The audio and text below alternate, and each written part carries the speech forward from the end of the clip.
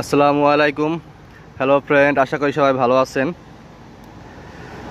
শুনলাম বাজারে নাকি কাঁচামরিচের অনেক দাম, তাই নিজের গাছ থেকেই কাঁচামরিচ সংগ্রহ করতেছি। এই যে দেখতেছেন, একদম পাকা পাকা মরিচ। আসলে এই গাছটায় যে পরিমাণে মরিচ আছে, আশা করি দাম কমতে কমতে এই কাঁচামরিচ দিয়েই কাজ চালানো যাইবে।